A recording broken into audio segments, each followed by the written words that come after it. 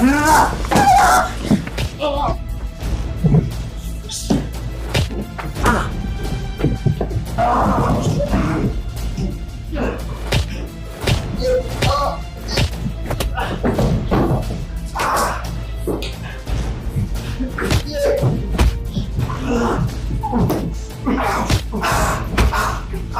guys, welcome to my YouTube channel. My name is Haikesha, and on this channel I talk about faith, lifestyle and gospel movie review.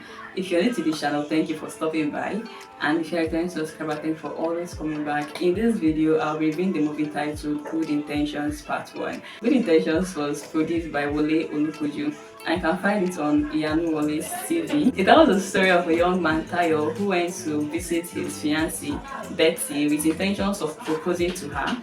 However, he caught her with a man in the room, Sam. Tayo was full of rage, and without any word, he pounced on Sam, the man he found with his fiancée. Tayo thought he had killed Sam after beating him to the point where he wasn't responding anymore. So he called his mom, and his mom came over to Betty's house and arranged for Sam's body to be kept by the roadside so that no one would know that Tayo had killed Sam. A lot of things unfolded afterwards, with Sam's mom looking for Sam, to discovering that her son was murdered, to Tayo wallowing in guilt and denial, to Tayo's mom acting like everything was fine, and then Tayo's father pastoring in church, oblivious to the fact that his son had committed murder. Shout out to the producer and the entire cast and crew of the movie Good Intentions. The actors did an excellent job bringing the characters to life. It felt so real. At the beginning of the movie, with the first scene, I was hooked. Yes, I was scared because it felt like the movie started with bad things happening, and I was scared of watching to the end, and at the same time, I wanted to know what would happen in the end. One of the things I tried to reconcile with the movie was how Tayo's mom switched from being a pastor's wife to arranging for the body her son had killed to be taken out and dropped on the roadside.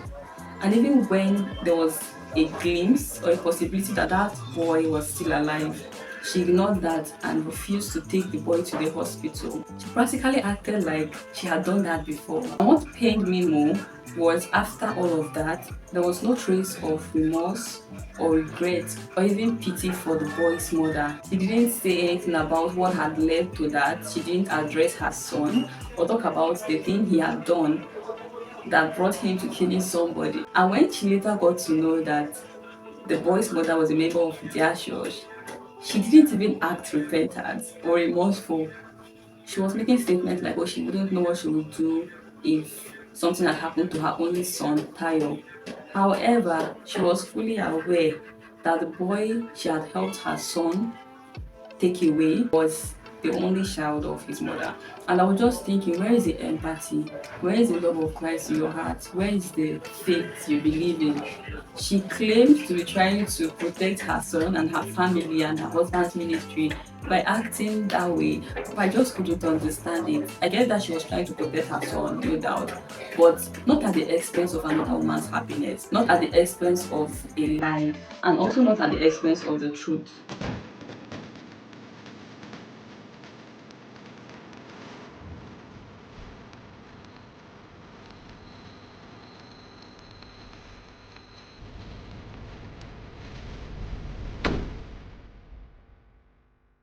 We have gotten rid of the body.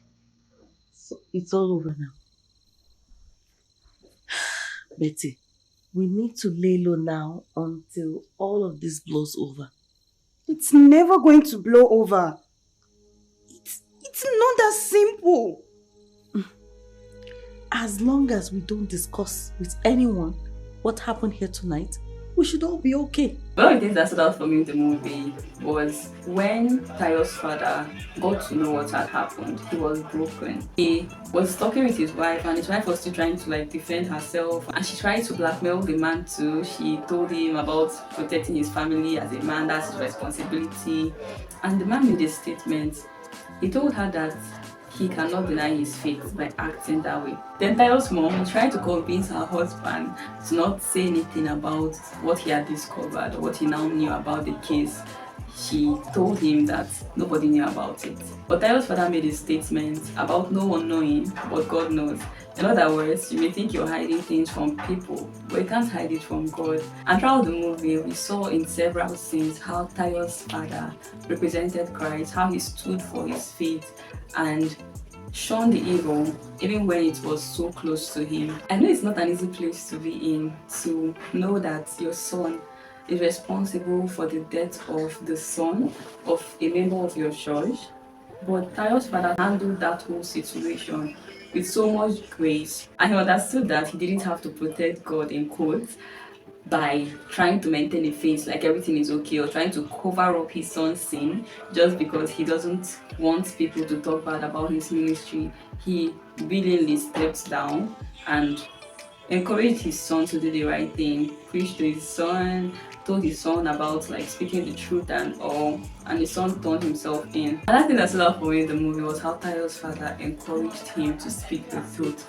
Tayo was obviously struggling with guilt. It affected his life generally at work, his interaction with his friends and all, but he was struggling with what his mother had told him, the fear of going to jail and then speaking the truth. And his father encouraged him to open up.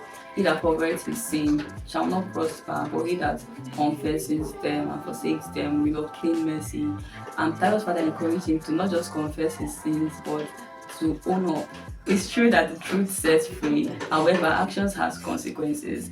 So he sort of prepared Tayo's mind to ready to take responsibility for what he had done. I kept wondering after watching the movie what could have happened if Tayo had walked away after seeing his fiancée with that man, instead of beating him up to the point of death. An angry person can act out of their senses and only realize that after the rage has died off. And anger is not something that should rule you, because if you yield yourself to anger to be ruled by it, you make decisions and do things that in 5-10 minutes you'd look back and regret. So if you're an angry person or someone who does things out of temper or rage, you may need to ask the Holy Spirit to help you overcome that, because it's very possible to live a life outside of angry responses. Okay guys, thanks for watching this video. If you haven't subscribed to my channel yet, please do so. Also, like this video and share it. I look forward to reading your comments too. If you have watched Good Intentions, what stood out for you? If you haven't watched the movie, what stood out for you in this review?